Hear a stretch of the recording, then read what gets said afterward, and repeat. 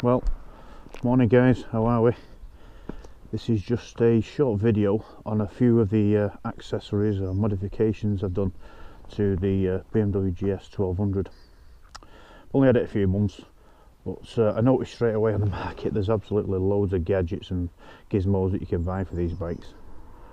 So I'll start at the front anyway, and basically the headlight guard came from China off eBay. It's an exact copy of one of the Touratech ones. It was 23 quid, but I'd rather spend the £23 on that than having to replace the LED headlight if it gets smashed. Moving along the bike then, what I did then as well, because I'm doing quite a big tour this year down to Sarajevo, I thought radiator guards, yet again from China, about £18.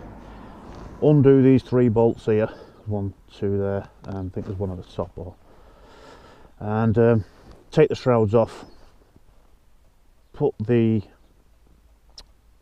protector behind, put the shroud back on, 3 bolts back in. Dead simple, dead easy to do, and I think well worth it if you're going to do a bit of mileage around on your bike. Next modification I've done is the Handguard Extenders here. These are from Givet and they're not cheap, but I rode through winter, January, February, March, and these were a godsend, the Extenders. I mean, handguards are great anyway, but to have those on as well, really good. However, they were pricey, and I've just found out my mate has paid less than half of what I did for, yet again, Chinese ones off eBay, which are exactly the same as that. Okay, come around here then, and as you can see already, I put the frame protectors on.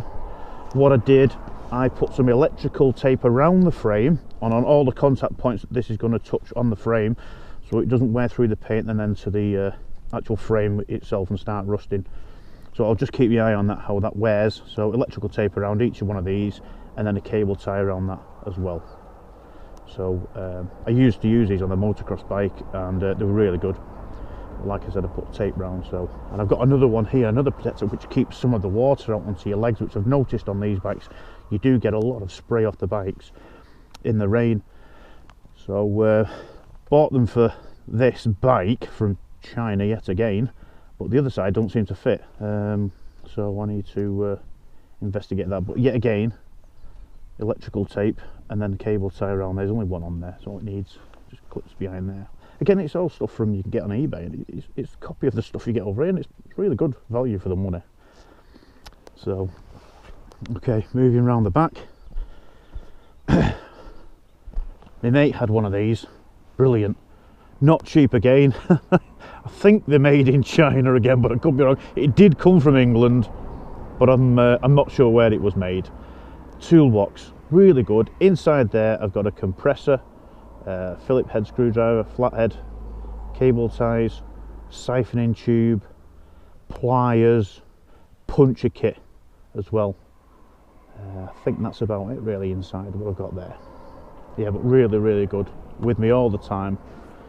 I must admit though, the lock on that, it's not brilliant, and I have been down to my local locksmith. I've got another one to put on there, a better quality one, when I get round to it. Okay, same again round here, frame guard, but this is the one that wouldn't fit, as I said before, on this side, so I need to do a bit of research on that, why it won't fit. It was for an Adventure 2016, liquid cooled, you know, that's it really. Side stand, I put the Bigfoot thing on here. I bought a Chinese one, funnily enough, wouldn't fit. Sent off for another one for about £8–9, funnily wouldn't fit. So I ended up deciding, well, I'll have to spend a little bit more money and get the Wunderlich one. I'm not sending them back to China for however much it'll cost. So they're in me, they're just in my drawer at the moment. So now this is another great modification. This saw this actually on a guy's bike down in JNS at Northwich, and I thought that's really smart. I like that. Did a bit of digging and came up with the answer. It was from a company called coolcovers.co.uk. If I remember rightly, it was 65 quid delivered, and it's a mesh at the bottom, but it allows the airflow underneath your backside. Also, if your bike's standing and it's raining, it will allow the rain to flow off. And also when you're raining, you're riding, you're not sat in the rain, it's not gathering between your crotch area, it's just rolling off. And also it protects your seat from getting hot in the sun. Another great modification here is the Wunderlich Handlebar Bag, or bar bag. This is the extra large one. Now the phone I've got in here is an iPhone 7 with my case on, and it fits in there perfectly. Normally I'd put it that way to charge it, because underneath here it does have a access hole, whatever you want to call it, for putting your cable through to go into the charging point on the bike. So that's good. But if I must say, quite tough putting the drill bit through there. It was really tough, so watch your fingers if you do it, because there's a patch on the inside of this. So inside it's got my wallet and a couple of cables and stuff like that there, and I have this rag here on there so it doesn't fly off when I'm cleaning or drop it at the lights or anything like that. And yeah, I can just tuck it behind there. Happy days. So there's two sections to this, the larger section there, and there's a little one at the front there, and just a couple of cables and the keys and bits and bobs. Ideal for touring away, passports, or your toll card or whatever, bits and bobs of cash. I like it. I'm not so keen on tank bags. I've used them in the past and they just get in my way. Well, that's my personal opinion, so everyone's different. Then what I did here is another modification. This is actually a knife pouch, or any accessories pouch really. I just put it on there for me goggle cleaner, lens cleaner. So yeah, a little bit of anti-slip matting around there and a couple of cable ties. Job's a good one.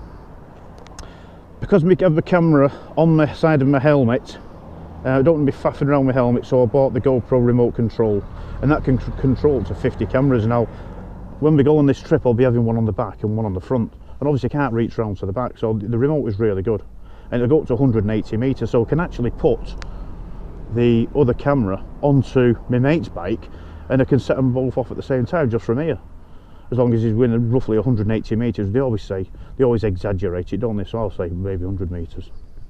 Okay, on my bike I prefer the TomTom. It came with a Garmin stand, but this is the latest TomTom, the 550 with the Wi-Fi updates. And I like my TomToms. I can plan my routes on my iPad, and it sends it straight to that. No issues whatsoever. I don't have a computer, I just have the iPad and my iPhone. I had to go over to eBay yet again and get this from Italy, this little mount here. Took the Garmin one off, fitted this one, and bought a cable from BMW, which my mate wired in for me there, and a plug down the bottom where you take the Garmin one off. Simple, absolutely. So I think it was about £9 for the cable. So this all in all has cost me about £30. But my TomTom, I really like the TomTom. It's really good. And then finally, the screen. The bike came with this screen on anyway. This is a BMW one, and it has the spoiler on the top there, which I think works really well. I think it works really well. So well, that's it guys. There's a few little accessories and modifications on my bike, but I think my number one will be this, and my number two is that for me personally. So thanks for watching. Cheers.